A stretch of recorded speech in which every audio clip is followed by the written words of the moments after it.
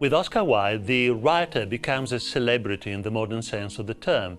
He was eagerly talked about and sought after by both high society and the media, in those days obviously newspapers and magazines. There is some truth in his saying that he had put his genius into his life and only his talent into his writings. In fact, the extraordinary thing about Wilde is that he became famous before he even made himself a name as a writer. Professor of Aesthetics.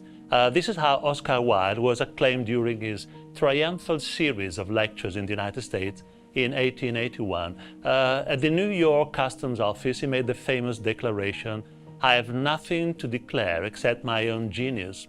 This tells us what a brilliant self-promoting public figure Wilde was. He had begun to attract notice at Oxford when he went to study after leaving his native Dublin, and very quickly won a reputation for himself as a great talker and as a dandy. He was also immediately attracted to the philosophy of aestheticism, whose cult of life, whose cult of beauty and refinement he would put not only into his writings but also into his life. In London, Wilde assumed extravagant habits, such as carrying flowers while he was walking. He dressed in bright colors, in contrast with the severe black suits of the middle class of his time. Wearing a green carnation in his buttonhole and velvet knee breeches became typical of his youthful extravagance. His flamboyant personality made him the leader of the aesthetic movement. His habits were widely imitated and set a fashion. During his American tour, for instance, the students at Yale walked into the hall where Wilde was due to lecture, carrying flowers in their hands. Now, Wilde's legendary wit and his Oxford connections put him in touch with the upper class, whose superficial lifestyle he would so accurately reproduce in his plays.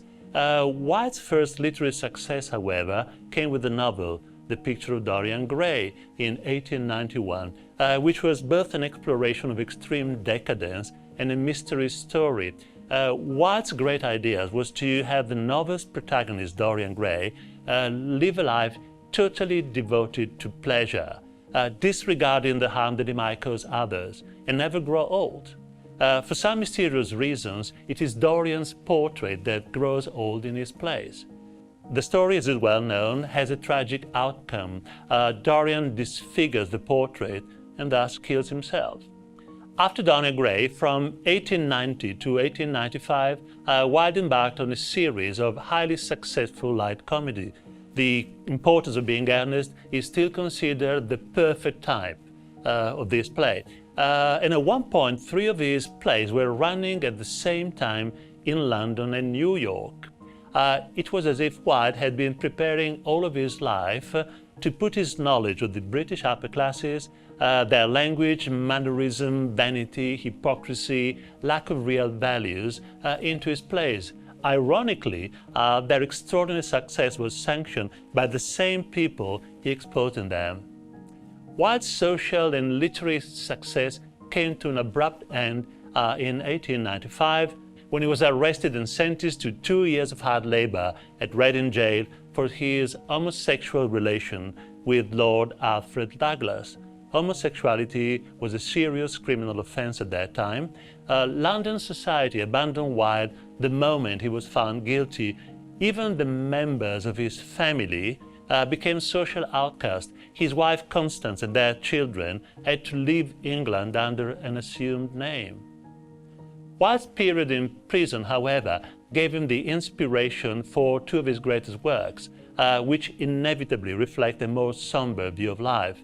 The Ballad of Reading Jail, a poem on the way prison changes a man and not for good, and De Profundis, a long autobiographical letter reflecting on his change of fortunes.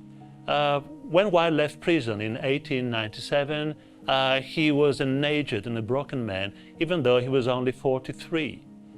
He went to Paris under the assumed name of Sebastian Melmoth.